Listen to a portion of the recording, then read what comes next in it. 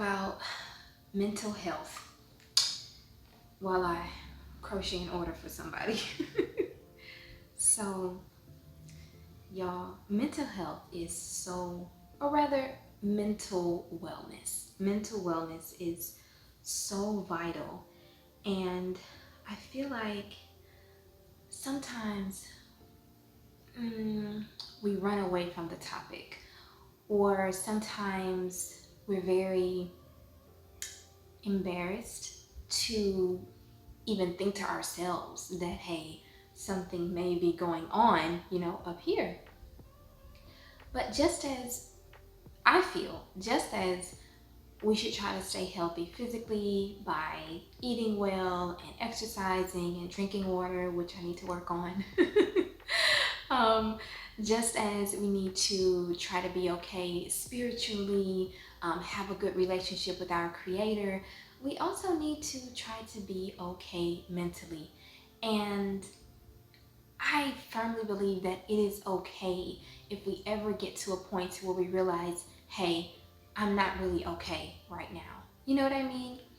And then to pinpoint what needs to be fixed, changed, and or altered, and or who needs to be removed or replaced in our lives. It is so important that we have good, healthy relationships. And when I say relationships, I'm not just talking about marriage, a man and a woman. I can't really crochet with my ring, y'all. The yarn gets caught on it. But I'm not just talking about between a man and a woman. I'm not just talking about being married. I'm talking about relationships in general. Relationships with our parents, relationships with our children, relationships with our cousins, second, third, fourth cousins, aunts, uncles, relationships with our friends, relationships with our associates. I feel that we owe it to ourselves to take a look at our relationships and say, hey, am I benefiting from this relationship? Is the other person or the other party or parties benefiting from this relationship? Is this a healthy relationship? Is this a toxic relationship? What can be changed and or made better in this relationship?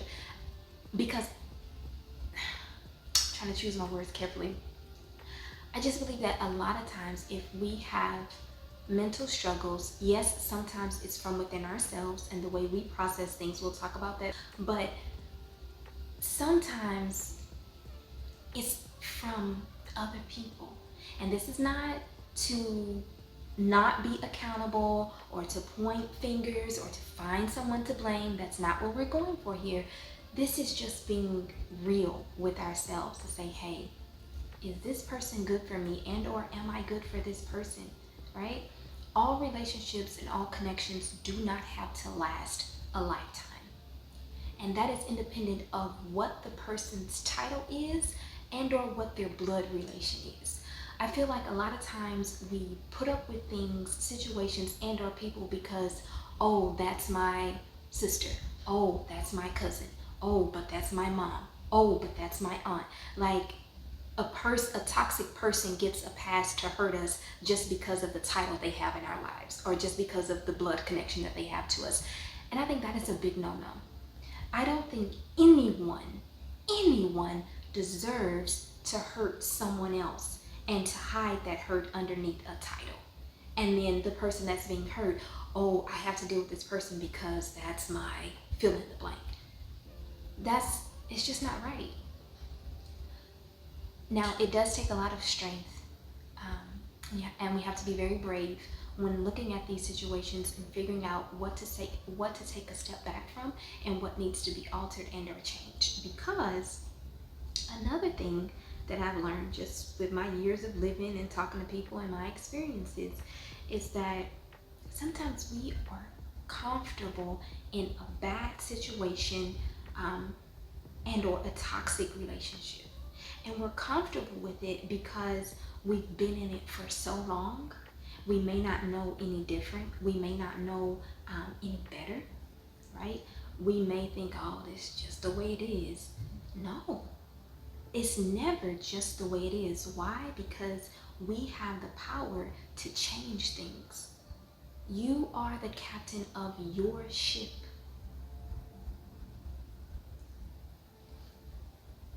which means you guided, you directed, of course, by the mercy and allowance and guidance of Allah, first and foremost. But Allah gives us so much power over a lot of situations. Allah has instilled in us things that we need, skills, right, that we're going to have to use to navigate through these waters of life. And He gives us our ship and we go, right? So I don't think that it's healthy. I don't think that it's mentally healthy for anyone to ever think, oh, this is just the way it is, or oh, I just got to deal with how this person is treating me because of da da da da da, right? And as scary and as uncomfortable as it may be, we each owe it to ourselves to look at our relationships in each of our individual situations and figure out what is best for us, and then push through and make the changes that need to be made. It is such a huge relief when you do that. And it's scary.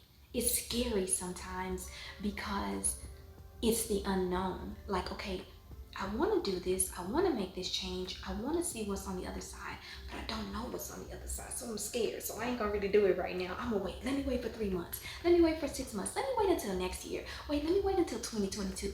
Sweetie, time is going by so fast, we don't have time to wait. So if changes need to be made, make the changes now. Why? Because you deserve it.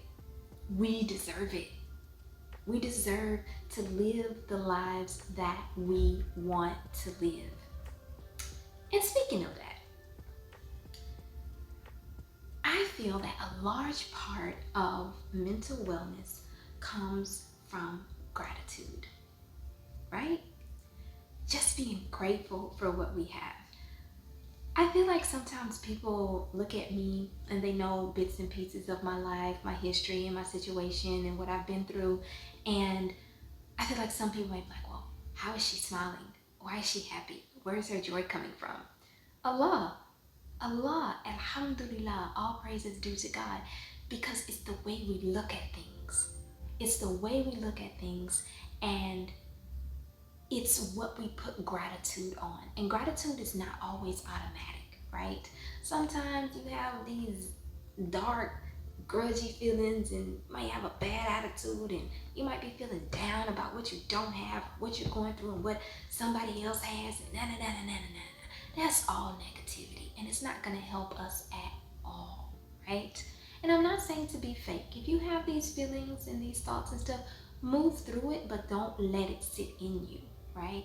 And realize that no matter how difficult your situation is, no matter how difficult it is, there is ease within it. And inshallah, God willing, there is ease coming after it. But guess what? You have to believe it. We are such magnets, such magnets. If you're walking around and you're thinking negatively and you're gossiping about people and you're around people that have bad energy and dirty auras and all this stuff, you're gonna attract that, and you're gonna keep attracting that, and you're gonna give that off. And that's not fair to you. Unless that's the kind of life you want to live and that's the kind of person you want to be, more power to you. But that's not what I'm trying to do. And my tribe that I'm talking to right now, I hope that's not what y'all trying to do, right? We're trying to level up. We're trying to glow. We're trying to be happy. We're trying to have joy. You know what I'm saying? Not false happiness, not pretend for cameras or Instagram, YouTube pictures and all. Not pretend. I'm talking about genuine joy. I'm talking about to wake up in the morning and you just have a smile in your heart. You just feel okay. Or you feel like, you know what? Things are gonna get better. Or you feel like, you know what? God's got me. God is testing me right now. And God tests those whom He loves. God got me. I'm gonna make it through this. It's just a peace. Trying to formulate it properly. It's just a feeling of peace, a feeling of knowing that you're gonna come out of what you're going through, because nothing lasts forever, right? It's a feeling of just believing and having faith. Believing and having faith. I believe that is strongly tied to gratitude, and those are strongly tied to our mental health, right? So no matter what you don't have, my husband and I were just talking about it the other day, no matter what you don't have, look within yourself and ask yourself, are you being grateful for what you do have, right? We live in an area where you can drive 15 minutes one way, 20 minutes another, 30 minutes another. It's just different directions you can go, and you're usually going to find a really nice neighborhood, right? A really nice neighborhood, nice houses. I call them little mansions, just really nice, well manicured lawns and nice cars and everything. And I look at those things and I just say, mashallah, alhamdulillah, that's nice, that's really beautiful, right? And inshallah, we aspire to have a nice home and a well manicured lawn one day. Inshallah, God willing. But for now, y'all, I have so much joy with this 2-bedroom apartment. You know what I mean? To me, the peace and the love within this apartment makes it feel like a home. It doesn't have to be a house to be a home, right? So just like my husband and I can look at those huge houses and things like that, guess what, y'all? There's somebody that's looking at what you have, even if you are in an efficiency, even if you are sleeping in your car. I have slept in the back of a U-Haul truck before. I have slept in a homeless, we have lived, my family, we've lived in a homeless shelter more than once. And I say all this to say, no matter how little you think you have, it's somebody somewhere that's looking at what you have like it's a huge mansion. Maybe that car, maybe the AC ain't blowing quite right in your car, but somebody's looking at that like, man, I wish I had a car. They don't even care about the AC. They just need a car, right? But somebody has a car and they're complaining, man, this car, the AC keep messing up. Girl, roll the windows down and be grateful to God that you have a car, okay? Right? So just whatever we have, may we dig deep if it's hard. For some of us, it's very easy. Gratitude is easy. But for some of us, it's not very easy. Falling into negativity and thinking in a pessimistic manner is easier. So for those that find, hey, a lot of my thoughts are negative or pessimistic, I challenge you to dig deep, grab those negative thoughts and turn them around. And say, you know what? Okay, maybe this is not going so well, but look at all this that God has blessed me with, right? Okay, maybe I have a challenge with this. Maybe I have this health problem, this mental issue, this financial problem, right? Maybe my kids getting on my nerves. Maybe my parents getting on my nerves. Maybe I got this problem. But usually, if you look at the problems and in all of your blessings, the blessings outweigh the problems. They far outweigh the problems. It's us that take the negative things and the challenges and we expand them and make them bigger than what they deserve to be. Don't do that. They're there. Work through them. But the blessings are also there, right? Let's put a highlighter around those, because putting a highlighter around those blessings is going to give you the fortitude that you need to get through those challenges. And in my humble opinion, that helps to increase our mental wellness, just the way we look at things, okay?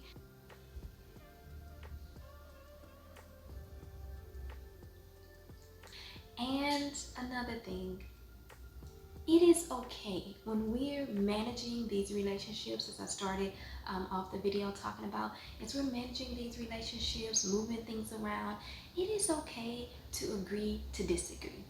No matter how major the issue is, no matter how much you care about the person or the person cares about you, it is perfectly okay to agree to disagree. Everyone does not have to do exactly what we want them to do, exactly when we want them to do it, or exactly how we want them to do it, right?